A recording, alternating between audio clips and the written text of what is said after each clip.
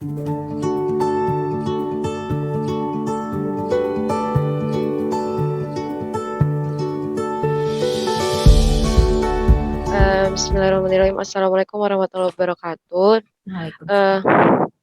Dokter, saya mau nanya, ini tadi sudah saya chat-kan juga, tapi sebelum saya tanyakan yang itu, saya mau nanya, tadi yang asam lambung itu disarankan susunya yang rendah lemak berarti ya, Dok? Iya, Oh, benar. iya. Kemudian, dari pertanyaan saya ini kan gini, Dok, kita kalau minum zat besi penambah darah itu kan nggak boleh disertai minum kopi sama susu kan, Dok. Jadi pertanyaan saya, bagaimana kalau misalnya kita minum banyak orang yang memasukkan susu itu ke makanan, Dok.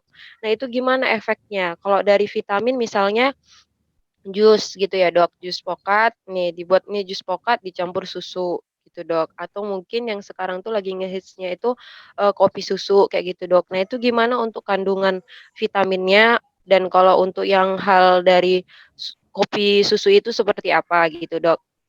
Kemudian untuk banyak banget, Dok, makbalnya ya, Dok, ya. Iya, Kemudian saya untuk catat ya. kemudian untuk seharinya itu rekomendasi untuk kita minum susu tuh biar nggak terlalu banyak. Tadi kan banyak pemaparan, kelebihan gula kayak gitu-gitu. Nah, disarankan berapa gitu, Dok, untuk satu harinya kita minum susu idealnya. Terutama yang mau saya tanyakan ini untuk lansia, Dok, kan itu sangat dianjurkan sekali karena perapuhan tulang ya, Dok, ya, kan bagus untuk kalsium gitu, Dok. Nah, itu aja sih, Dok. Terima kasih, Dok. Oke, Oke, nah langsung aja dok, silakan. ya, saya akan mulai dari kandungan mikronutrien jika dicampur di makanan. Nah, benar sekali penyerapan zat besi dia Fe2+, kemudian kalsium Fe2+, juga zinc Fe2+, juga kemudian zinc kalsium. Nah, itu ya Fe2+. Itu akan terhambat jika terlalu banyak yang mau diserap. Makanya zat besi tidak boleh bareng sama teh, kopi, dan juga susu. Nah, apa kabar kalau susunya dimasukin, Dok, ke dalam zat makanan yang lainnya? Kalau di dalam zat makanan lainnya, misalnya buat makaroni skutel, ada daging merahnya, ada zat besinya, otomatis penambahan kalsium akan menghambat penyerapan zat besi gitu. Tapi nggak langsung sesederhana itu sebenarnya, karena tubuh kita itu punya kemampuan untuk di sini ada kalsium, di sini ada zat besi, di sini ada zinc. Saya lagi perlu yang mana ya? Dia punya kemampuan untuk memilah itu sebenarnya, kecuali kita lagi defisiensi besi, terus kita makan yang banyak susunya di dalam sumber makanan zat besi kita yang dianjurkan dokter. Nah, itu tetap salah. Kemudian kalau misalnya dicampur sama alpukat dengan susu, gak ada masalah saya pikir. Bukan susu kental manis ya, kalau kental manis masalah besar karena dia gula semua. Tapi kalau susu low fat dicampur sama alpukat, alpukat itu adanya minyaknya MUFA paling tinggi, ada vitamin E, ada klorofil, kemudian suforan tapi juga dikit ya, banyaknya di brokoli. Saya pikir gak ada masalah ya kalau misalnya dengan susu, nggak ada penyerapan yang terganggu. Dicampur apa lagi tadi contohnya? Itu mungkin ya. Kemudian rekomendasi susu per hari. Nggak ada, Indonesia nggak punya. Yang ada itu adalah kalau untuk ibu hamil, mereka sebutnya itu sampai 2 kali per hari. Kenapa? Karena penambahan protein ibu hamil itu 20 gram per hari, lemak sekitar 6 gram per hari, kemudian serat sekitar 3 sampai 5 gram per hari. Nah, jadi kalau misalnya untuk orang yang normal, masih muda, saya nggak rekom. Kalau lansia saya rekom. Kenapa? Satu, bukan untuk mencegah osteoporosis, karena susu tinggi kalsium pada orang tua itu bukan untuk memasukkan ke dalam tulangnya lagi kalsiumnya, bukan.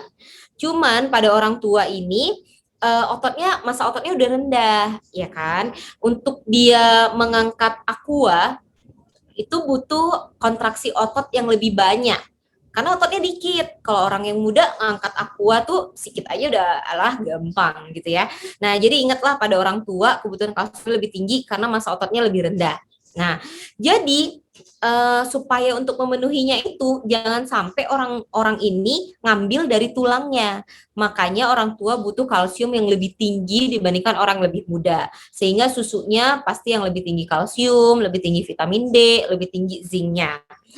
Eh, jadi untuk lansia boleh 1 sampai 2 gelas. Kalau untuk usia muda saya sangat tergantung dengan status gizi. Saya bilang 1 kali per hari pun saya nggak berani bilang karena status gizinya gimana. Kalau dia obesitas saya bilang 1 kali, pilihannya juga udah salah. Itu udah nambah kalau UHT itu 250 mil udah sekitar 160 sampai 190 kilokalori gitu ya. Jadi kalau obesitas itu sangat bahaya. Kalau misalnya dia sakit jantung, lihat dulu penambahan susu akan menambah lemak jenuhnya. Padahal makan 3 kali seharinya udah gorengan semua, yang jelas lemak jenuhnya tinggi. Waduh, di mana letaknya dia bisa nurunkan resiko penyakit jantung, ya gitu ya. Jadi kalau usia muda saya beneran, kalau lansia benar karena kita butuh kalsium. Nggak mungkin kita suruh lansia makan ikan teri yang digoreng, kasihan ya kan? Udah, susu makannya kurang. Oke, itu. Dok, Oke. Ada Dok lagi? bisa dikit lagi dok, dikit lagi aja dok. Boleh. Tadi tuh kan yang pokat itu berarti jus apapun untuk sekarang ini kan boleh kita kasih susu ya dok ya. Tapi Boleh. ada nggak, boleh ya dok ya. Boleh. Tapi kalau yang kayak kopi sama susu itu gimana dok? Yang misalnya teh susu, kopi susu, ada nggak sih dok dampak negatif dari minum itu yang terlalu berkepanjangan? Karena sekarang kan lagi ngehits kayak gitu dok, pemuda-pemuda gitu dok. Makasih dok. Ya, jadi jangan minum kopi susu, jangan bangga aku udah minum susu kok gitu. Tapi ditambah kopi. Kenapa? Karena penyerapan kalsium dari susu yang diminum itu ketika ditambah kopi ataupun teh itu akan terhambat. Nah, jadi yaitu bilang kalsium aku pasti udah cukup. Aku kan sering minum kopi susu. Ada kopinya loh, bisa terhambat penyerapannya gitu. Dan satu lagi, kopi susu itu suka pakai gula nih. Mas ya, jadi lebih manis gitu ya. Bayangin aja itu latte, cappuccino, latte, macchiato. Itu jelas ya si latte lebih macchiato lebih tinggi gulanya karena lebih sedikit kopinya. Cappuccino ya lebih rendah karena lebih banyak kopinya, susunya juga lebih rendah. Apalagi pakai creamer, udah jelas itu lemak semua ya.